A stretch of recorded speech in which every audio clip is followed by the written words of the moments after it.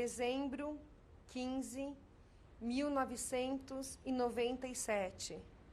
Entrevista com a senhora Renia Strum. Entrevistadora Feig Feingesirt. A entrevista está sendo realizada na cidade de São Paulo, Estado de São Paulo, Brasil. A entrevista será realizada em português. Meu nome é Feig Kilner Feingesirt. F-E-I-G-U-E K-I-L-L-N-E-R F-A-I-N-G-E-Z-I-C-H-T. A data de hoje é dezembro 15, 1997. Estou entrevistando a senhora Renia Strum. A entrevista está sendo realizada na cidade de São Paulo, no estado de São Paulo, Brasil. A entrevista será realizada em português. Qual o seu nome? Renia Strum. Só pode soletrar, por favor? H-E-N-I-A S-T-R-U-M. A senhora tem outros nomes, dona Renia? Não. A senhora é conhecida com outro nome? Não. Qual o seu nome em hebraico? Renia. E qual o seu nome de solteira? Beron. A senhora pode soletrar, por favor? B-E-R-O-N. A senhora tem algum apelido? Não. Renia. Reniele. Qual a data do seu nascimento? 1º de janeiro de 1914. Qual a sua idade? 83, vou fazer 84. Em que cidade que a senhora nasceu? Uma cidadinha muito pequenininha chamada Novoselica. A senhora pode soletrar, por favor? Oh, isso é difícil. N-O-V-O-S-I-L-I-C-A.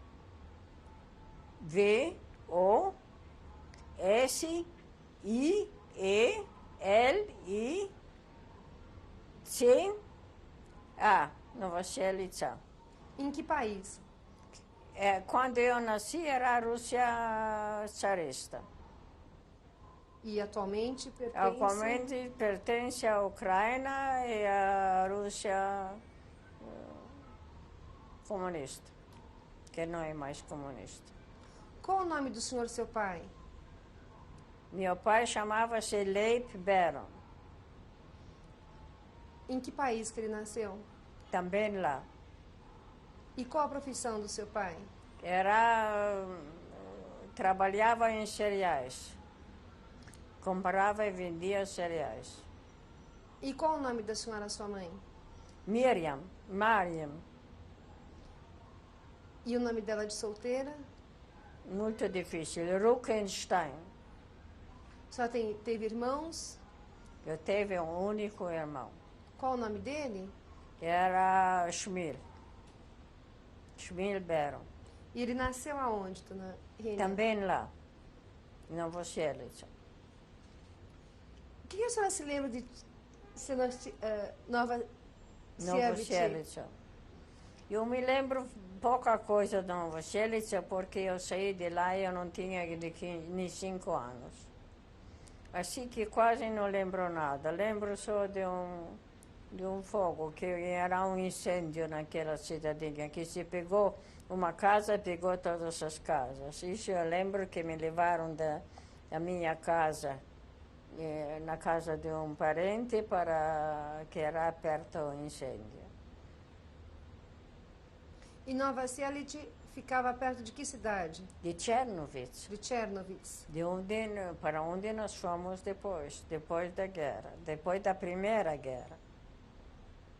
Meus pais emigraram para Chernovitz, que lá no Novoselica não havia escolas direitinho, Meu irmão já era mais do que na hora de frequentar uma escola e eu, um pouco depois, também comecei com jardinzinho. E Chernovitz pertencia a qual país? Antes da Primeira Guerra Mundial, pertencia à Áustria. Depois da Primeira Guerra Mundial, pertencia à Romênia. E agora o russo ocupou. Então, com a idade de 5 anos, a senhora foi morar em Chernovitz. E o que a senhora se lembra de Até Chernovitz? migrar. Em Chernovitz eu vivia toda a vida. O que quer dizer, eu me lembro de tudo. E lá eu vivi, eu cresci, eu me formei, eu namorei, eu casei. Até ir no campo de consciência, até a guerra começar, a Segunda Guerra Mundial, eu vivi em Chernovitz. E Chernovitz ficava próximo de alguma cidade grande? Bom, próximo, em termos europeus, não. Em termos brasileiros, sim. Que não era longe de Viena. E em Chernovitz, seu pai trabalhava com o quê? Meu pai, eu já disse, com cereais. Continua trabalhando com cereais, Sempre então? só com cereais. Que tipo de educação que a senhora recebeu em Chernovitz? Eu recebi uma educação, como nós todos naquela época, profundamente judaica religiosa. Seus pais eram ortodoxos? Era. Meu pai pôs todo dia tefilin e talit para rezar, todo dia. Até no campo de concentração, deitar para nunca mais levantar quando adoeceu. Vocês costumavam consultar algum rabino quando... Sim, minha mãe, meu pai não. Minha mãe era de uma família muito ortodoxa, tradicional, como se chama, adeto, Racídica? que acreditava, que consultava o rabino de Vishnitsa Rebbe. Vishnitsa é uma cidade na Bucovina. Bucovina é o distrito cuja capital era Chernovitz. E vocês iam então para essa cidade para se consultar com o rabino? Isso só minha mãe. Só sua mãe? Então, minha mãe e os parentes dela. A família de minha mãe, em geral. Que tipo de perguntas que ela ia fazer ao rabino? Bom, era raramente que eles foram. Eu vou lhe contar, então, uma historinha. Eu fui estudar medicina na Bélgica. Eu era a única filha, como eu já disse. E minha mãe sofreu de coração da Primeira Guerra Mundial. Angina pectoris mesmo. E quando eu saí da casa, ela adoeceu e ficou para morrer mesmo. Então foram da família, uma prima minha, não lembro com quem mais, que eu não estava lá, me contaram só depois, no Vishnitsa Rebbe, para perguntar o que é de fazer, se é para mandar telegrama para eu ver, não havia telefone naquela época tanto assim que todo mundo tinha telefone. Ou deixar correr o barco. Então o rabino disse de não mandar telegrama, que eu sou jovem.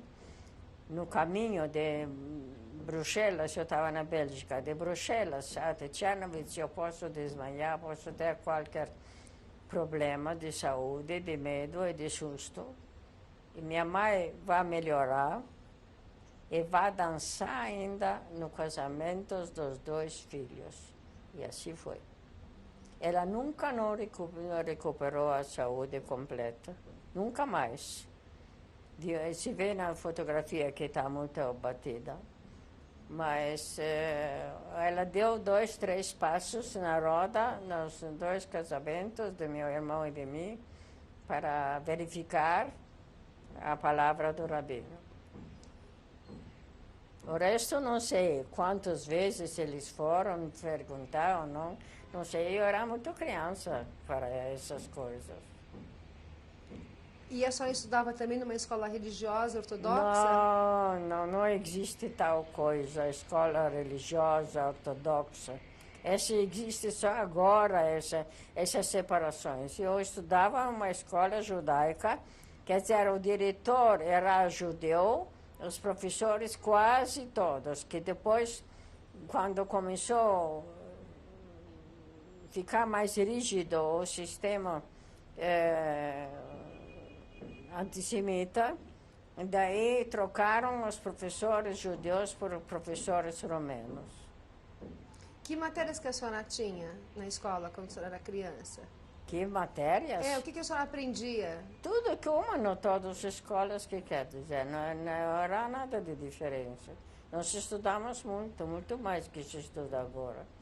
Nós tínhamos uma ideia bem mais vasta da cultura geral do que meus netos têm e meus filhos. E o que a senhora aprendia? Eu aprendi que precisava aprender na escola, nada especial. Uhum. E a senhora aprendia alguma coisa de cultura judaica também, fora da escola? Nós tínhamos aulas de religião, mas a religião, não, quer dizer, cada parte de alunas tinha aula de religião delas, não se tinha religião judaica, mas nós estudamos na aula de religião a Bíblia e rezas. Algumas eu conheço até hoje. E as festas judaicas, como eram comemoradas? Bom, essa pergunta não é nem de responder. Era rigorosamente festejadas, isso não havia dúvida nenhuma.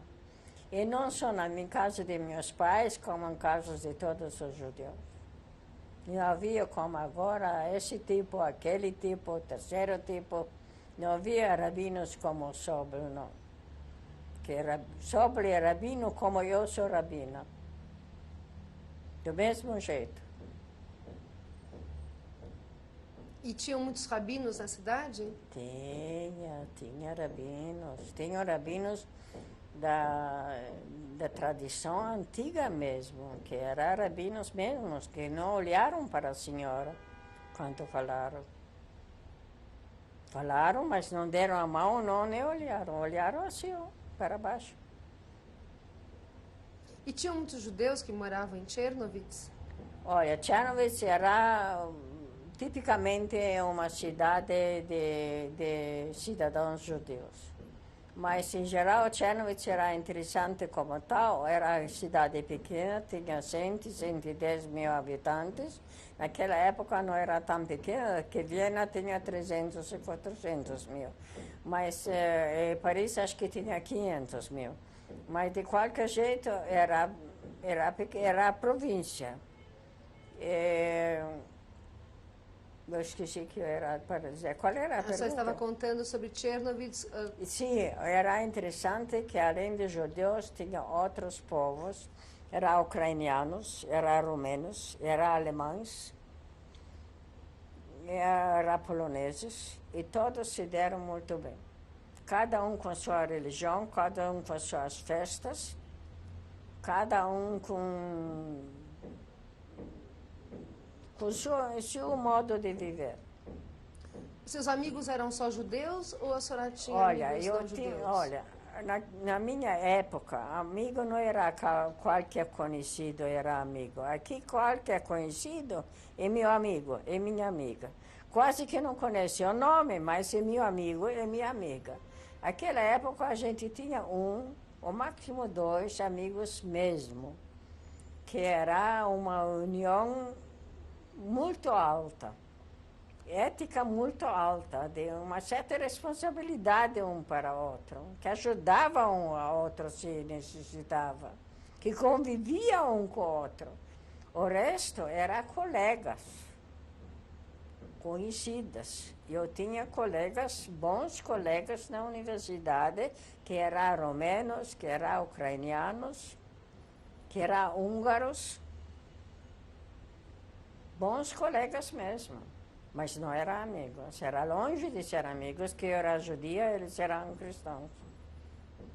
A senhora sentiu algum tipo de antissemitismo em Chernovitz? Olha, essa pergunta também, desculpe, que eu digo, é superflua, que havia antissemitismo em todo lugar naquela época. Eu gostaria de que a É senhora contasse lógico como é que que era o sim, Thalia. Não, não era antissemitismo. nada de segredo, eles não camuflaram isso. Para eles era um estudante judeu. Fui morto, fui fuzilado na escada da faculdade. Na minha época, quando eu era estudante, mas na outra faculdade. E o estudante romeno que matou ele foi festejado como herói nacional. Então a senhora pergunta se sentia antissemitismo. O antissemitismo estava aberto.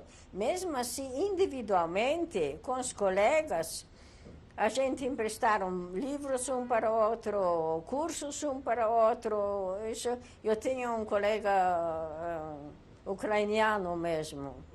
Ele veio me visitar particularmente 2, 3 vezes por semana, amigavelmente. Mas isso não quer dizer que a gente não sentia antissemitismo. E como a senhora sentia esse antissemitismo na sua vida diária, em Chernovitz? Como todos os judeus. A senhora podia contar, por favor? Não tem nada o que contar. Antissemitismo não é algo que se pode contar. Isso é uma situação trágica. Eu digo para meus filhos, por mais dificuldades que eles têm aqui no Brasil, pelo menos não sentem... Tem aqui também antissemitismo, mas não tanto aqui, que tem poucos judeus. É uma mistura grande de muitos povos, de muitas religiões, de muitas seitas, principalmente, assim que não se sente. Mas eu já fui xingada, se isso é xingamento, de judia suja, aqui em São Paulo, de uma vizinha, não aqui nesse prédio, no outro prédio. Eu fui falar com o sogro. O que a gente faz nessa situação? Ele disse nada, a gente fecha a boca e deixa passar, que assim é mesmo. Hoje eu sei que não é assim mesmo, a gente entra na justiça. Que aquela pessoa está de uma ou de outra forma, está castigada. Eu não sei o que contar de onde, como a gente... Tinham leis que impediam os judeus de participarem das atividades públicas, do comércio, da política? Não. Políticas nós tínhamos até deputados judeus, poucos, obviamente, acho que 2 ou 3, eu não lembro mais quantos, mas tínhamos. E os judeus participavam da vida de Chernovitz? Eles tinham... Em que atividades que os judeus se destacavam em Chernovitz? Eles participavam do comércio? Comércio, liberais, eram muito médicos, obviamente, como em geral. Hoje, os judeus têm muitos médicos, advogados, professores. Nós tínhamos uma inteligência bastante expressiva, que em geral veio de estudos da Viena. Tinham jornais judeus? Tinham jornais judeus? Sim, tinha, mas em língua alemã. Em língua alemã? Sim. Nossa língua lá é alemão, era alemão, não é mais. Em Chernovitz falava alemão? Sim, nós falávamos só alemão. E na sua casa a senhora falava que língua? Eu falava alemão, meus pais falavam Yiddish. E a senhora com seus pais falava? Mistura de alemão com Yiddish. Uhum. E quando a senhora saiu de Chernovitz para estudar fora? Eu saí... Em que ano? Eu não estou bem lembrada. Acho que 32. Quando era o começo do hitlerismo. Na Alemanha? Quando Hitler chegou no poder. Eu fui na Bélgica só um ano, que minha mãe justamente estava doente, como acabei de contar, e não dava mais de voltar. Também a situação mundial era terrível. Se sentia já a pólvora da guerra no ar. O que fez... havia algum motivo especial da senhora ir estudar na Bélgica? Sim, tive uma amiga mesmo, minha, tinha lá uma irmã casada e foi para lá estudar. Então eu fui com ela para não ficar sozinha. E a senhora ficou lá um ano, a senhora nos contou? Foi só que 10 meses que minha mãe estava muito doente, então eu mesmo depois. E a senhora voltou para Chernovitz, então? Voltei para Chernovitz, estava em Chernovitz e fez química. Na Bélgica, o primeiro ano era PCN, Physique, Chimie, Naturelle. Então, eu gostei muito da química lá. Então, eu fiz em Chernovitz, tinha a faculdade de química. E a senhora estudou química até que ano lá em Chernovitz? Eu acabei lá, estudo e depois veio logo a guerra. E quando a senhora estava dizendo que a senhora começou na Bélgica, a senhora já começou a sentir os efeitos da ascensão de Hitler ao poder, né, na Bélgica? Na Bélgica não sentia, em Chernovitz nós sentimos todos em geral, o mundo todo sentiu a força do Hitler.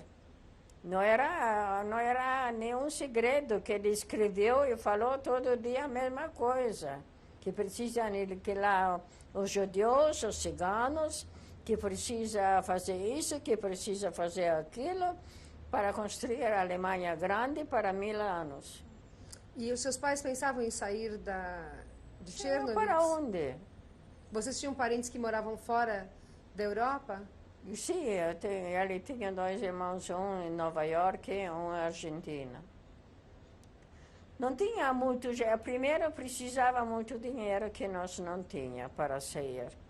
E segundo, minha mãe era doente, não era capaz de aguentar. Depois ela aguentou o campo, entendeu? Não aguentou muito, que morreu pouco tempo depois. Em termos gerais, não era tão fácil sair. Precisava de documentos especiais para poder sair. Alguns amigos da senhora conseguiram sair da... Não, ninguém não saiu. Ninguém não saiu, a maioridade morreu mesmo. Ou na Rússia ou no campo de concentração. E a senhora se lembra de quando a guerra começou, em 1939? Onde a senhora estava quando começou a guerra? Em Chernovitz. E a senhora estava com quantos anos quando a guerra começou? Com 24, 25 anos, com 25 anos, acho que 26. Eu nasci nos 14. Uhum. A guerra começou em 39, nossa terra começou em 41. 39 começou com França, com Bélgica, com Holanda, com aquela parte que ele ocupou, com a Áustria. Mas a nossa parte aqui, os Balcãs, ele ocupou só em 40, 41. A Polônia em 40 e a nossa parte em 41. Em 39, a senhora estava estudando. O que a senhora estava fazendo em 39? Eu casei em 39. Como que a senhora conheceu o seu marido? Era muito banal. Ele era irmão de uma amiga mesmo. Qual o nome dele? Qual o nome do seu marido? Adalberto. E ele nasceu aonde? Em Chernovitz. E vocês, depois de casada, então, a senhora continuou morando em Chernovitz? Depois de casada, eu vivi em Chernovitz 1 ano e meio e começou a guerra e começou o campo de... Meu marido foi levado pelos russos como soldado e eu fui... 3 meses mais tarde eu fui no campo de concentração. Mas isso em 41, você estava dizendo? Em 41. Em 41. E de 39 a 41, vocês continuaram em Chernovitz? Vivendo uma vida normal. A senhora escutava falar alguma coisa do que estava acontecendo na Polônia? Que notícias que a senhora escutava? Imagine que se não teve, sabemos todo dia tudo.